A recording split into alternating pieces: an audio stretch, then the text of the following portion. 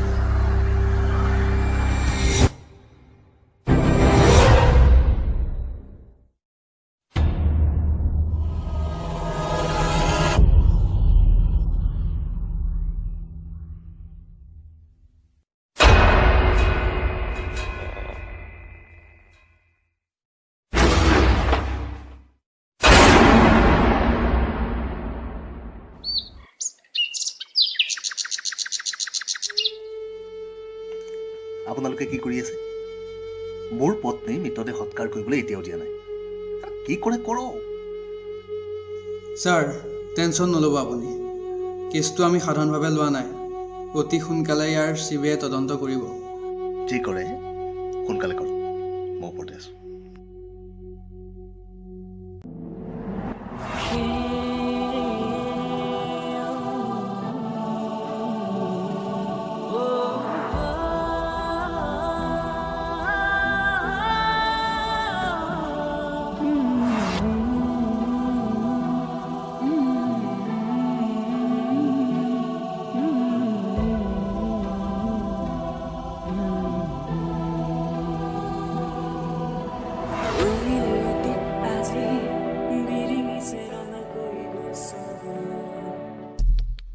Phukan sir মাৰ্ডাৰটো কেতিয়া হৈছিল যোৱা নিশা স্যাৰ কিবা এভিডেন্স পাইছেনে বৰ্তমানলৈকে একো পোৱা নাই sir okay okay okay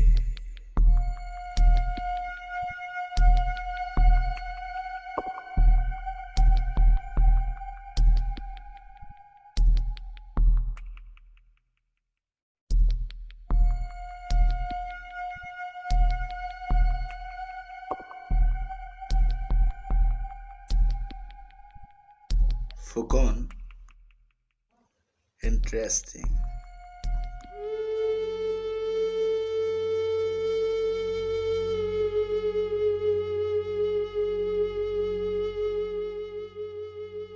MLA sir, মই জনামতে আপোনাৰ পত্নীৰ চৰিত্ৰত অলপ দাগ আছিল sir no it's my style কথাটো হয়নে বাৰু আপুনি কি কৈছে অফিচাৰ মই কোন জানো নাই ইচ্ছা কৰিলে মই আপোনাৰ চাকৰি শেষ কৰি দিব পাৰোঁ স্যাৰ চাওক আমাৰ কামেই হ'ল সন্দেহ কৰা লাগিলে তেওঁ MLA হওক বা ৰিক্সা MLA ছাৰ মোৰ চাকৰিটো কোনো বিস্কুট নহয় যে আপুনি মন কৰিলেই খাই পেলাব পাৰিব আৰু মোৰ চাকৰিটো কোনো ৰাজহুৱা ফাণ্ডৰ পইচা নহয় যে আপুনি মন কৰিলে জেপত ভৰাই থৈ দিলে বাই দ্য ৱে এতিয়া কওক আপোনাৰ পত্নীক কেনেকৈ মাৰিলে কিয় মাৰিলে আপুনি কি ক'ব বিচাৰিছে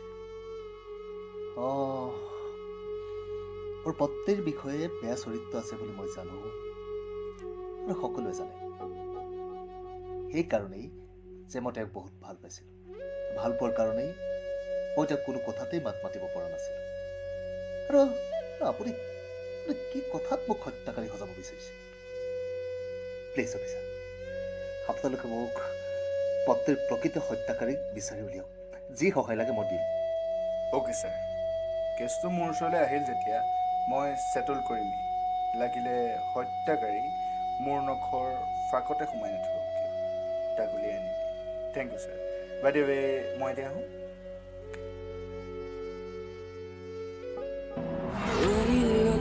আজি বিৰিঙিছে ৰঙাকৈ দুচকু অবুজ মকলমন মাজৰ ভাৰ আজি দুবাহু সময় আহিল ঘূৰি খুচৰিছে দুৰ্নীতি প্ৰতিশোধ শাসন ভংগ কৰ মাতি আছে মৃত্যুৱে মায়া হৈ ৰৈতো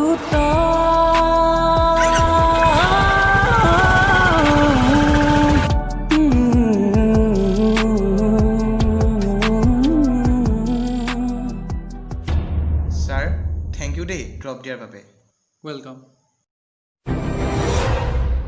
ছাৰ বেয়া নাপায় যদি আপোনাৰ কণ্টেক্ট নম্বৰটো দিব নেকি? মানে ইয়ালৈ নতুনকৈ আহিছোঁ, যেতিয়া তেতিয়া লাগিবও পাৰে। নিশ্চয় নিশ্চয়। থেংক ইউ ছাৰ, আকৌ লগ পাম। ঠিক আছে।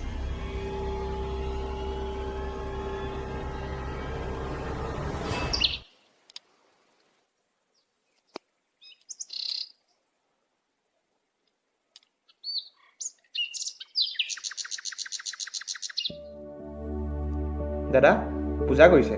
হয়, আপুনি চাগে ভাড়া দিয়ে ন? ময়ো এই কাষৰ ৰুমটো ভাড়ালৈ লৈছোঁ নতুনকৈ। মই ইয়াতে থাকোঁ। কিবা প্ৰব্লেম হ'লে জনাবা মোক। বাৰু দাদা হ'ব দিয়ক, ময়ো মোৰ ৰুমটো ঠিক কৰি লওঁ, পিছে এবাৰ লগ পাম। হ'ব দিয়ক।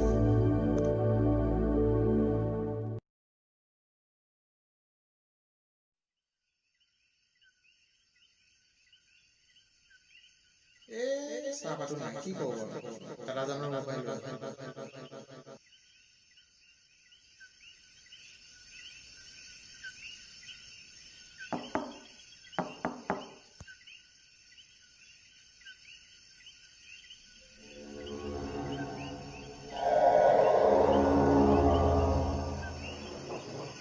অ' তুমি সোমাই আহা।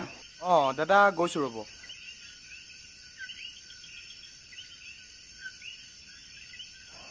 বাৰু তোমাৰ নামটো সোধাই নহ'ল নহয়। দাদা মোৰ নাম বাস্তৱ, আৰু আপোনাৰ? অঁ মই ৰাজদীপ, এয়া মোৰ ৱাইফ মালবিকা। নমস্কাৰ। বাৰু কোৱাচোন কিয় আহিলা তুমি?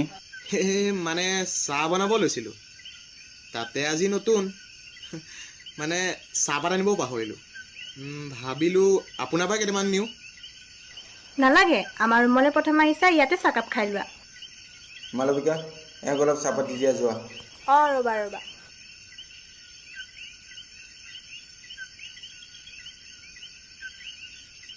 বাৰু দাদা আহিছোঁ দিয়ক, আহিছোঁ দেই। অঁ যোৱা দেই, আহি থাকিবা।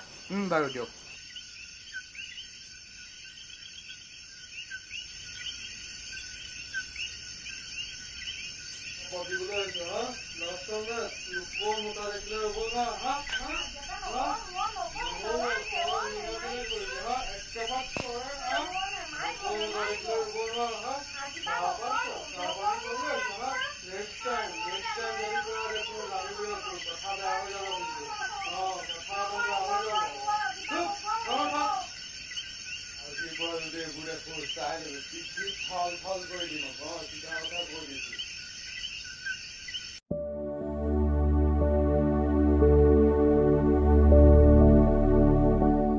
হেৰা মই অফিচলৈ যাওঁ।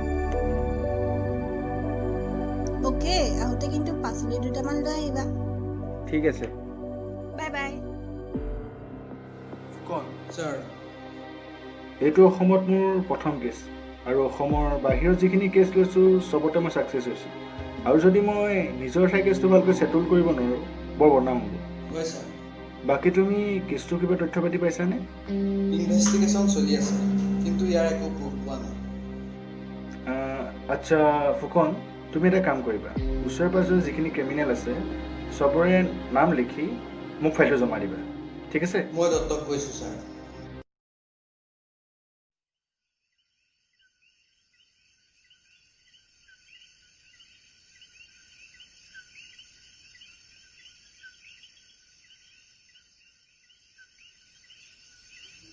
অ' আহিলা? অঁ আহিলোঁ। এই পাচলি আনিবলৈ কৈছিল নহয়, আনিলা নাই? অ' পাহৰি গ'লোঁ, অফিচত বহুত ব্যস্ত আছিলোঁ। অ' তুমি পাহৰিলা যেতিয়া ময়ে লৈ আহোঁগৈ। ঠিক আছে যোৱা, কিন্তু সাৱধান। তুমি বৰ সন্দেহ কৰা।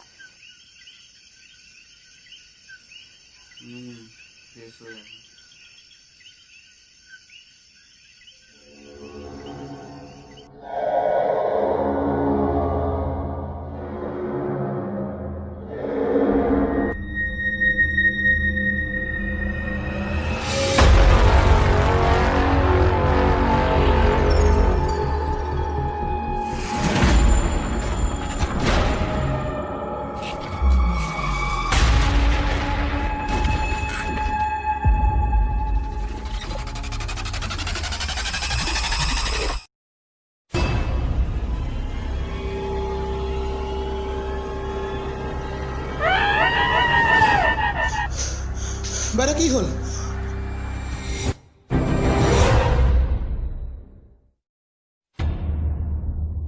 Oh my God!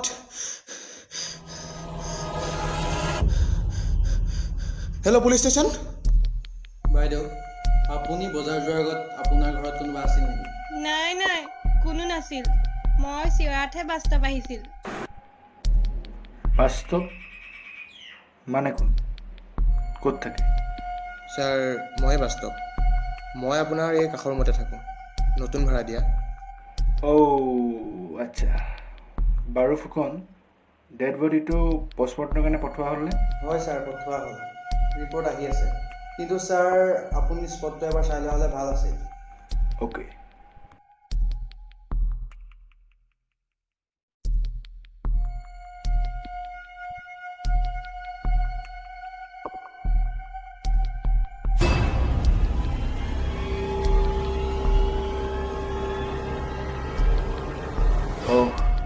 It's very interesting.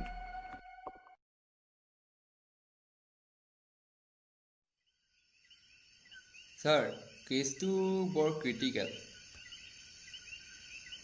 কথাটো তুমি ঠিকেই ভাবিছা আমাৰ ছাৰে এইটো পাৰিব নাই আশা নাই এতিয়া মই তোমাক এটা কথা কওঁ এতিয়া যদি কেছটো আহি কেনেবাকৈ মোৰ হাতত পৰিলহেঁতেন চুইটকৈ ধৰি আনিলোহেঁতেন খাৰঘৰীয়া মানে কথাটো এনেকুৱা তোমাৰ হাতখন মাৰ্ডাৰটো হ'ল একেটা চিম্বলত হৈ গ'ল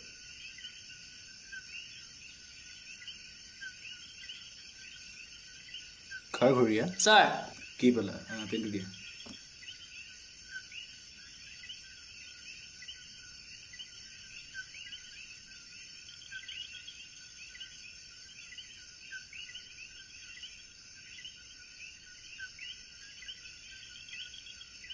ফুকন ছাৰ বোলা গেট চল্ভ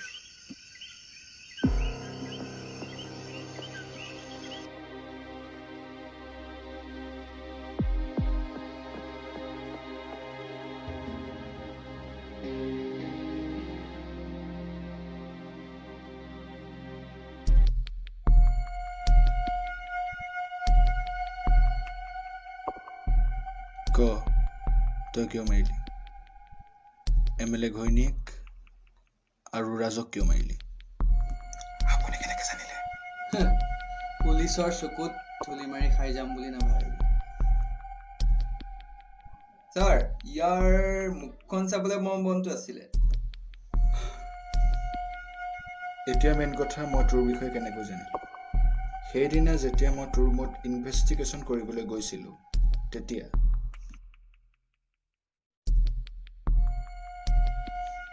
তোৰ ৰুমত সোমাই গৈ মই চাৰিওফালে চাব ধৰিলোঁ কিবা এটা ক্লু পাওঁ নেকি তোৰ ওপৰত সন্দেহটো মোৰ তোক দেখাৰ পৰাই হৈ গৈছিল এতিয়া মই বিচাৰি ফুৰিছিলোঁ এটা ক্লু মই ৰুমৰ চাৰিওফালে চাই আছোঁ কিবা এটা পাওঁ বুলি চাই আছোঁ হঠাৎ চকু পৰি গ'ল তোৰ বিচনাখনলৈ আৰু তাত মই পালোঁ এখন কাগজ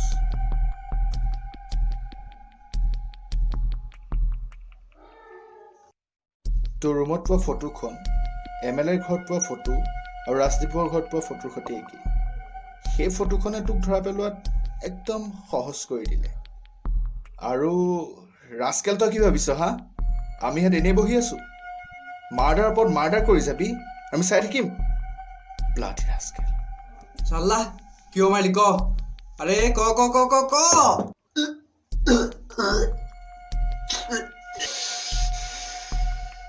তই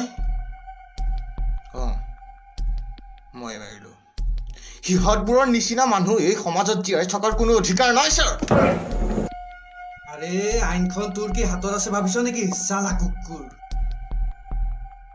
কুলডাউন তই এতিয়া ক তই মাৰ্ডাৰ কিয় কৰিলি ছাৰ মোৰো এখন ঘৰ আছিল কিন্তু ছাৰ দেউতাৰ কুচৰিত্ৰৰ বাবে মোৰ ঘৰখন ধ্বংস হৈ গ'ল ছাৰ এদিন ছাৰ মই ঘৰত নাছিলোঁ সেইদিনা মা আৰু দেউতাৰ খুব কাজিয়া লাগিছিল আৰু যেতিয়াই মই ঘৰ সোমাই দেখোঁ ছাৰ দেউতাৰ অত্যাচাৰ সহ্য কৰিব নোৱাৰি মোৰ মায়ে মৃত্যুৰ পথ বাছি লৈছিল ছাৰ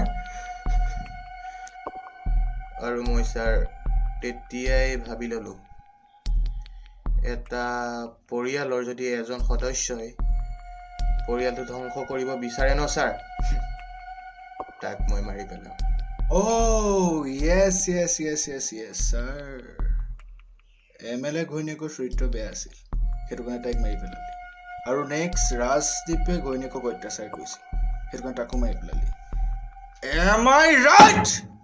চাল্লা জানোৱাৰ সকলো চৰকাৰী বিষয়ে আচাৰ আপোনালোকৰ দৰে নিকা হোৱা হ'লে সমাজত ইমান দুৰ্নীতিৰ সৃষ্টি নহয় ছাৰ বাৰু তই কোৱা কথাখিনি ভুল নহয় কিন্তু তই কোৱা কথাখিনি যে শুদ্ধ তই সেইটো ভাবি নলবি তই কাম কৰিবলৈ যিটো পথ বিচাৰি ললি সেইটো একেবাৰে বেয়া বিচাৰি ললি গতিকে তই শাস্তি পাবি